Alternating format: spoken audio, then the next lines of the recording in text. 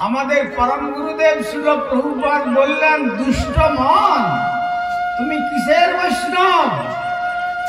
কনক কামিনী প্রতিষ্ঠা বাঘিনী ছাড়িয়াছে যারে সেই তো বৈষ্ণব। কামিনীর কাম নহে তব ধাম, তাহার মালিক কেবল যাদব। তুমি ভেবো না এই জগৎ সংসারে এসে যে তুমি এই কামনা নামক দুষ্ট চরিত্রটাকে উপভোগের দ্বারা শান্ত করে তুমি ভগবানের ভজন করবে, তা হবে না। কেন না, যেমন যজ্ঞাগ্নিতে সেই অগ্নিকে নির্বাপন করবার জন্য যদি আপনি ঘৃতের আহুতি দেবেন, তত আগুন আরো প্রজ্বলিত হবে, নির্বাপিত হবে না।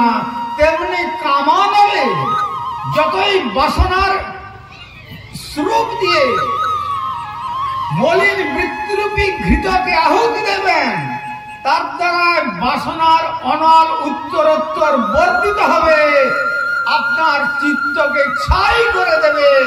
কিন্তু ওই চিত্তের মধ্যে শ্রী গৌর গোবিন্দের বসার আসন তৈরি করতে দেবে না।